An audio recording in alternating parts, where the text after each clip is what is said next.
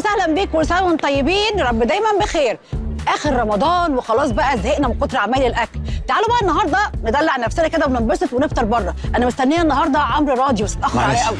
انا اسف. اهلا وسهلا. انا اسف شايف اتاخرت عليك. منورنا اهلا ممكن وسهلا. النهارده افطرك على ذوقي؟ يا ريت طبعا، وطبعا دي فرصه عظيمه جدا عشان النهارده هندفع بطاقه ائتمان بنك اسكندريه بالتقسيط ومن غير فوائد، وكمان هيرجع لنا كاش باك 15%، يعني اخر دلع وتوفير. حلو قوي، يلا بقى يلا نروح ناكل.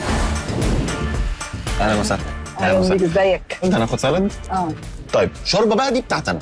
شوربه طماطم بالكريمه مثلا. عمرك دوقتها بذمتك؟ هجربها معاك. هجربها فيا قصدك؟ ما تقلقيش انا واثق. ماشي. مفيش طاووق. مش هنسيب حاجه على الترابيزه. هتتبسطي. اوكي. هسيب لك اختيار من حاجه واحده بس. خلاص. مكرونه ولا فطير؟ مكرونه. يبقى مكرونه بالريحان. اوكي.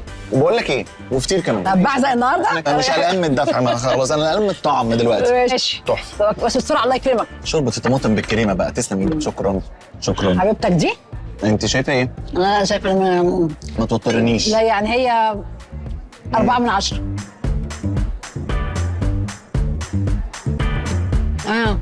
مش بطاله.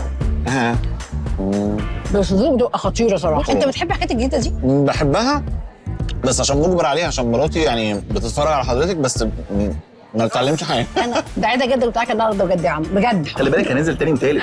لازم تعوضها على فكره. انا دافع ببطاقه ائتمان بنك اسكندريه، تقسيط بدون فوائد وهيرجع لي كاش باك 15%. وكمان زي ما قلت لكم ان احنا كان عندنا كل اسبوع 4 فايزين، ومبروك طبعا للفايزين الاسبوع ده عشان هياخدوا هديه 25,000 جنيه. الف مبروك. كل سنه وانت طيب. كل سنه وانت طيب.